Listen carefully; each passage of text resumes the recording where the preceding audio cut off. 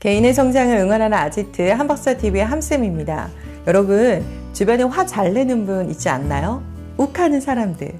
나도 모르게 이 쌓인 감정이 어느 순간에 이 불씨로 폭발될 때가 있어요. 얼마 전에 1호가 될 수 없어라는 예능 프로그램을 봤거든요. 그래, 당신 내 남편 맞아? 그렇게 내 살아요. 남편 맞냐고? 그거 어떡하라고? 어떡하라고? 그렇게 하면 안 되지. 팽현숙, 최양란님 이 부부를 보면서 정말 많은 생각을 했어요. 부부는요, 원래 같이 사는 게 기적입니다.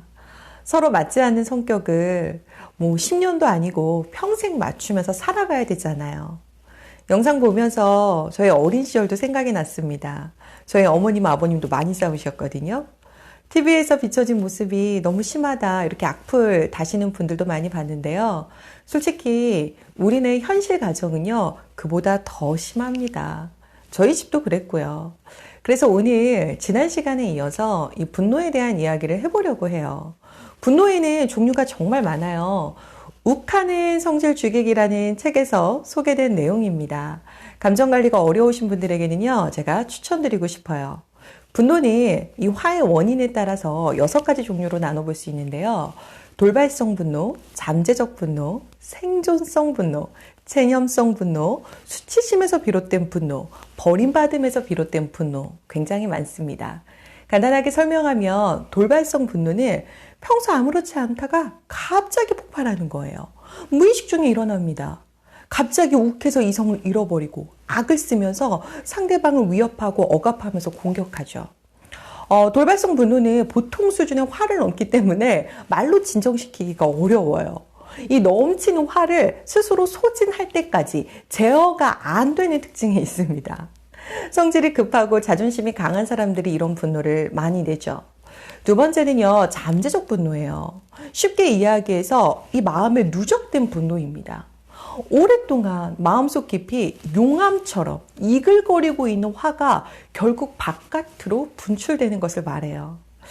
가족들끼리 이 쌓인 문제를 그때그때 해결하지 않고 장기간 쌓아두었다가 어느 날 특정 사건으로 이 화가 보여지게 됩니다. 안 들어오고 싶으면 그러면 갈라서 편하게 살아. 그러면 갈라서 이로가 편하게 살아. 갈라서랄 말이 나왔어. 나가 살아.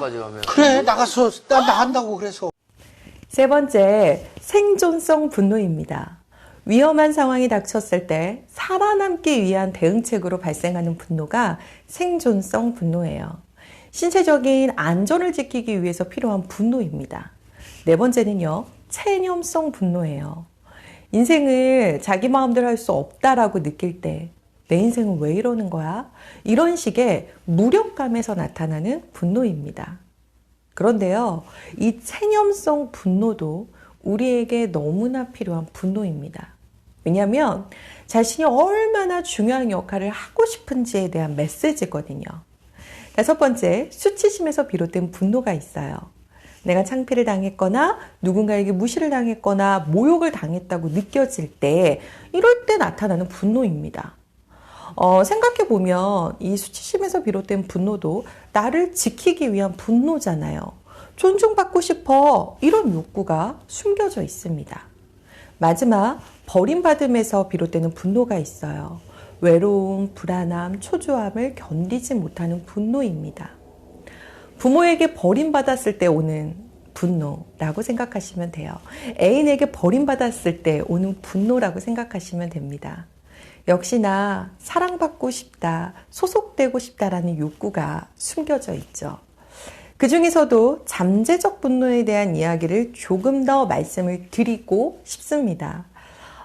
이 잠재적 분노를 가진 사람들은요, 나를 화나게 한 그 대상에 대해서 잘 용서를 못해요. 그 피해를 준 사람은 도덕적으로 타락했고 악마 같은 존재라고 생각을 합니다. 다른 생각을 하려고 해도 상처가 막 계속 떠오르기 때문에 시간이 갈수록 화가 더 납니다. 그래서 잠재적 분노를 가진 사람들은요, 복수하는 꿈을 꿔요. 그 상처를 준 남편에게, 애인에게 어떤 증오로 바뀌어서 괴롭히는 사람들이 있죠. 이런 분들은요, 피해자, 가해자라는 이런 프레임을 씌워버립니다. 여러분, 남편이 계속 약속을 어겼어요. 상사가 계속 약속을 어겼어요. 어떤 마음이 드세요? 어떻게 나에게 이럴 수 있어? 이런 억울한 마음이 들죠. 그런데 반대로 그럴 수 있지. 내 마음대로 안 되는 게 인생이지 라고 하면 그 부정적인 감정은 그냥 끝낼 수 있어요. 흘려보낼 수 있다라는 거예요. 상처를 담아두고 계속 곱씹는 사람들의 해석 방식이 어떻게 나에게 그럴 수가 있어? 네가 그렇게 대단해? 이렇게 생각하면서 속상한 마음으로 끝나는 것이 아니라 이것이 장기적 분노로 이렇게 이어져가는 스토리를 자꾸 머릿속으로 쓰는 것. 이것이 문제가 된다라는 겁니다. 그리고요, 본인이 더 이상 견디기 힘들 때까지 머릿속에 부정적인 감정을 쌓고 또 쌓고 또 쌓는다는 거예요. 그래서 저자는 말합니다. 이러한 악감정이 언제부터 쌓이기 시작했는지 알아내는 것도 중요하지만 바로 어떻게 해야 이 마음이 없어질까 고민해 보라고요. 그러기 위해서는 화를 낮추는 생각으로 대체를 해야 된다라는 거예요. 그 중에서도 반박 방법을 활용해 보라고 합니다. 반박 방법.